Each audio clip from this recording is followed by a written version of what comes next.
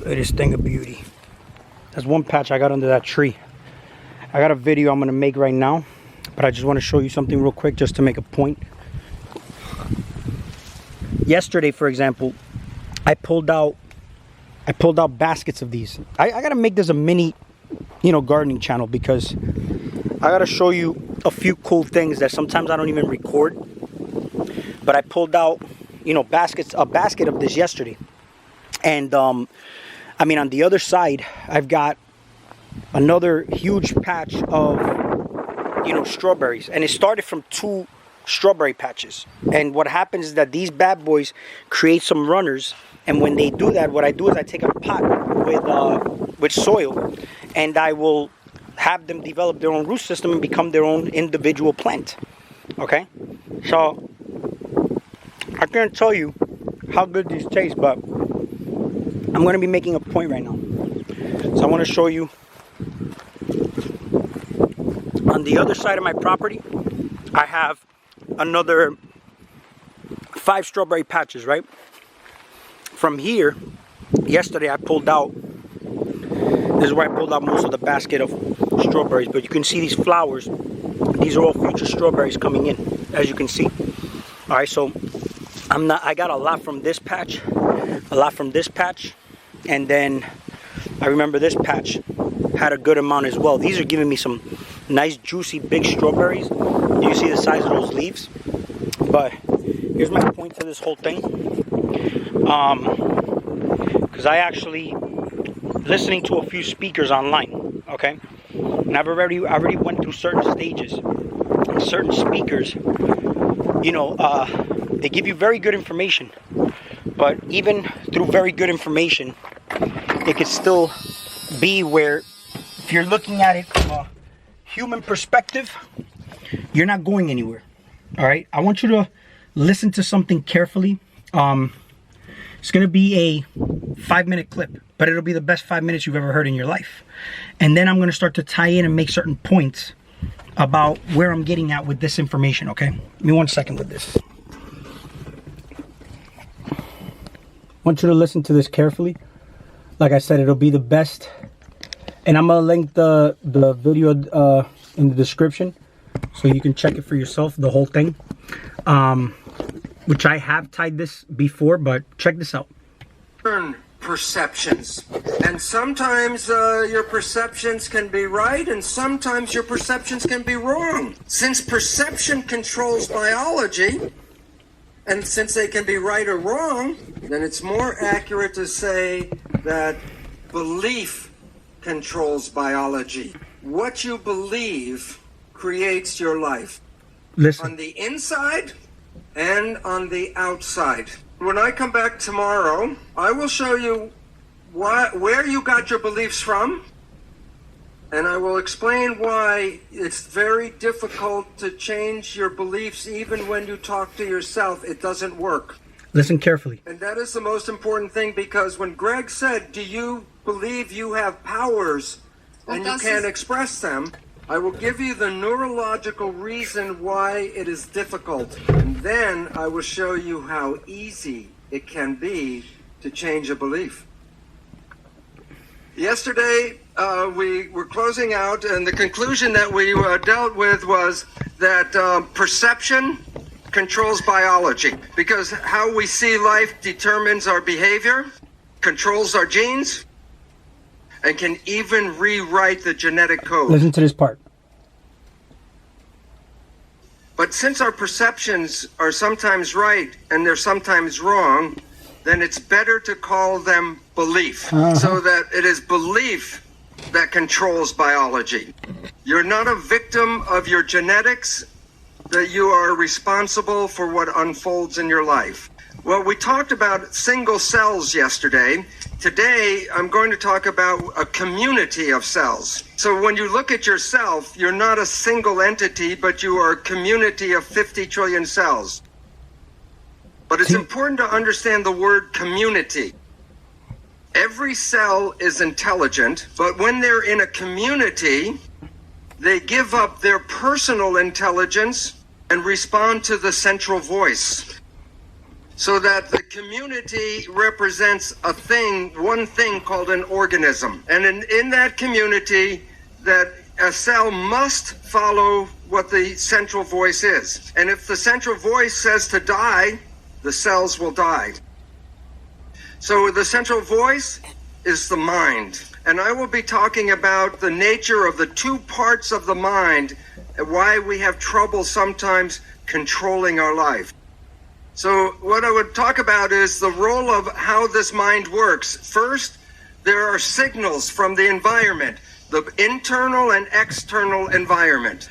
The brain, the function of the brain is to perceive the signals and then interpret those signals and then send the information to the cells to control the behavior and the genetics. So the function of the brain is perception, and from that creates the mind.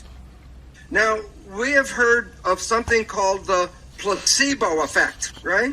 The placebo effect is when you have a very positive thought that something can heal you, even if you don't know it, but it's a sugar pill, but you believe it's the real medicine, then you can heal yourself with that. So the pill didn't heal you, it was the thought that healed you. Mm-hmm. Statistics reveal that 1/3 of all medical healings, including surgery, are the result of the placebo effect.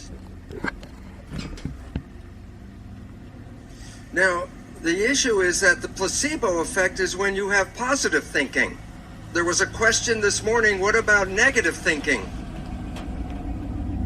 And this is what medicine does not tell you, is that there is negative thinking, and it's called the nocebo effect. And in the same power that positive thinking can heal you, negative thinking can kill you. They're both the same effect. One is more positive, one is more negative, but the effects are exactly the same on your health. One will heal you, and the other can make you sick. The point is that negative thinking can create all the effects of chemotherapy.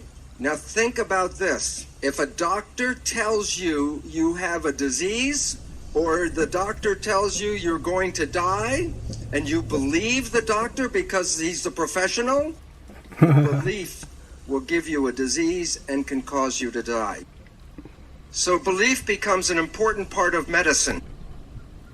Now, many of you have heard about the drug Prozac. Every year, billions of dollars are spent on buying Prozac. And here's a surprise, that the Prozac is no better than a sugar pill, so that it is a placebo drug. And yet the people who take it believe in the drug so much, it makes them better. So if you believe that something is good for you, it will be good. And if you believe that it's harmful for you, it will be bad. In the United States, in the South, there's a religious group called the Baptist Fundamentalists. And this one group works themselves up into a state of ecstasy, religious ecstasy. And they believe God protects them.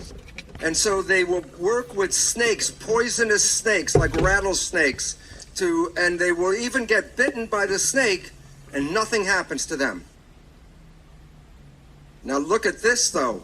Some of them will drink strychnine in toxic doses, and when they're in that state of belief, it does not affect them. So if you can drink toxic poison, then why do we worry so much about the toxins or the food and the air and all that? Because we have a belief that the toxins can kill us. And even on the cigarettes, on the package, it tells you this will kill you. But even though I know this, I will not drink strychnine. And why? Because my belief is not as strong as their belief. So if we were growing up and programmed with stronger beliefs, we would be more powerful than we are now.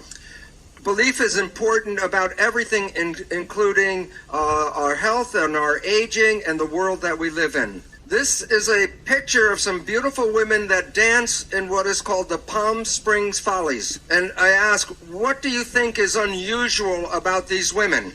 They have arms, but they're in red gloves against the red, so it's hard to see. What is unusual? Their ages. Look at that. 75 years old.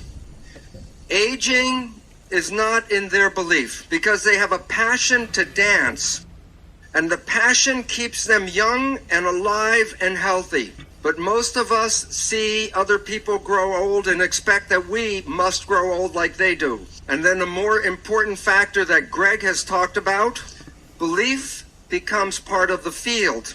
So while you might want to believe you can stay young, the belief of everyone around you is more powerful and will get you to get old. Teamwork makes the dream work. So the question is, if we are so able to be healthy and young, why do we get sick?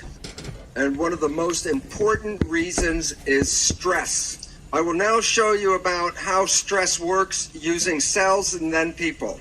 So I put cells in a petri dish and I split the group into two sets. In one set, I put nutrients in front of the... Right. Oh, shit. Right. So pretty much, that was what I wanted to show you guys from that clip. I'm going to link the video so you can watch the whole thing. I think it's a fascinating video. And see, here's the whole point behind this whole thing. You got brilliant speakers who speak a lot about, you know, vegan diets, and they'll speak on, like, you know, fruits should be the foods that you should be eating, which, yeah, I mean, on a chemistry level, let's say on what you would consider cause and effect, it is the healthiest diet for your biology, right? But here's the thing, though. I know, right, and I've met, but in fact, I know a few people who are 90, 95. You hear what I'm saying? And they are basically have eaten shit all their life. You know what I'm saying? So when we start to say, well, if the vegan diet and the fruitarian diet is the diet that basically can help a human thrive more than a meat eater, then why do I know some meat eaters who were able to thrive till 95 and still be functioning properly and doing their thing? You see, there's so many different categories, and this is why I say everything works. You've got a lot of people who will polarize to their ideas of whatever it is that they are polarized to, and if they wholeheartedly believe in it without any doubt in their mind of what they hear from the opposite end, it won't affect them. You know what I'm saying? It won't affect them. But here's where I get out with this. So let's say, for example, on a cause and effect level, if I take something and I throw it down the drain of my sink, it's going to clog the pipes. I cannot unclog the pipes with my mind, even though it is possible in an alternate reality, right? Here, how much power do you have to be able to do something like that based on, let's say, the junk side of you that's not activated for specific reasons? You get what I'm saying? But I cannot do that. However, if I have clogged pipes within me, right, I could unclog that with my mind, regardless of how clogged it is, because it is internal, it's within me, it is me. What I see outside of me is nothing but a reflection or a version of me that's appearing to be there, but it's only an illusion. So it's not real. What's real is only what I feel. Now, the reason I even showed you the strawberries to begin with, you can go to a supermarket and go and start buying all the fruits and greens, all based on the information you heard online. All it's doing is feeding the system that's providing you these foods, right? So you're still giving something to something that's providing things for you, regardless of what polar opposite end you polarize. So you can polarize to a meat diet or a fruitarian diet. You're still going to buy it in a supermarket, which is still feeding a system that's providing it for you based on the information you heard, right? So I've made this challenge in previous videos. I said, grow something, grow watermelons, grow fruit, grow whatever you want. All right. The whole point to this is see how it makes you feel, because I can go buy something in the supermarket, a watermelon. First of all, there's something there that those things don't have that my plants do, and that's something called life force energy. And here's the thing, though, this goes beyond belief, because you could believe in something working, but then again, you can also see how something makes you feel upon the moment of you ingesting it, right? If I go have sex with a woman, there's a chemistry. How did she make me feel when I had sex with her? She could look fly as hell, but there's been girls who look beautiful, and then I'm like, sex wasn't that good. There's girls who didn't look as good as the girl that I once had sex with that was beautiful, but yet, man, the chemistry was good. I wanted more. You get what I'm saying? There was a harmony of some to some aspect. There was something that was like a match, you know? Now, this can go into many different avenues as far as like, you know, your vibe attracts your tribe and whatnot. I'm not even going to get into that now. I'll do that in another video. But the reason I even mentioned this is, you ever hear people say, don't talk with your mouth full? Because your mind will be outside of yourself, which is basically you're not present with your food. You're not becoming one with your food. You get what I'm saying? Like when you're having sex, it could be a physical masturbation with that person, or you could be making love where you're present with that person. And a lot of people even masturbate with other people in their mind to try to get their rocks off. You get what I'm saying? It's no different than just masturbating each other. Or you could just be present and be just there with that individual, and then you're just basically one. So it's like one person, you know, they say that's my other half. That the other person should never be your other half. The other person should be a mirror and a version of you, a complete person, because you're complete. So you'll always. That's why when you're in a toxic relationship, unless you change yourself, you'll attract the same person in a different body. You know what I'm saying? So it all starts from you. If I'm introducing a certain chemistry in my body, right, with my chemistry, right, first is what's going to determine how that piece of food that I introduced into my system of information will express out into my exterior world.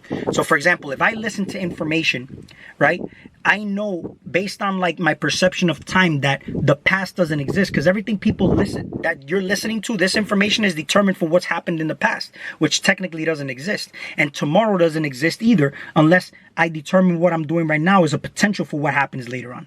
So all that happens is right now. This is what's determining. So if I listen to conspiracy theories, I can buy into it so much that I become a conspiracy theorist, or I can actually say, well, I am aware of that, right? And I can actually decide and take different choices to basically better my experience, right? And I'm kind of now changing my reality, but I'm neutral. I'm completely transmuting the energy of what I'm hearing as far as information goes.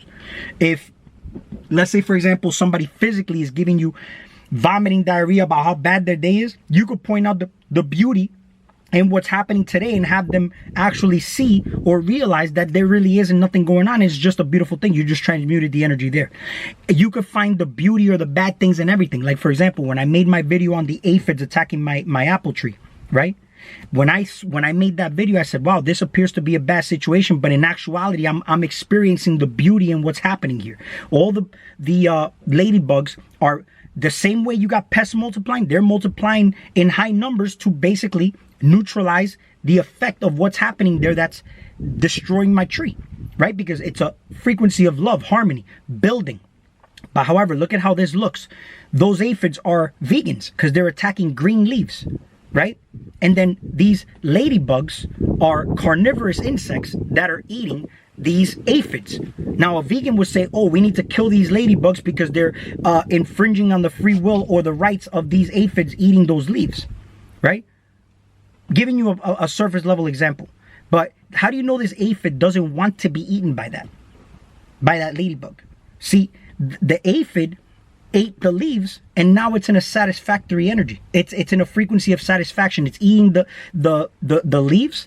And in kind, the ladybug is now being satisfied by eating the aphid that's satisfied by eating the green things. And they say that you are what you eat, and you eat what you eat becomes you, right? So you see how things want to be eaten sometimes. When I pick out a fruit from my tree, that wants to be eaten by me, right? When you eat certain herbs or plants, you may have an altered state of consciousness because you are the mind of these plants. So you may have altered states of consciousness because this may be the plant experiencing that reality through you now, and you're observing that altered state of consciousness. So when you're interacting with the viral kingdom, it's the same thing.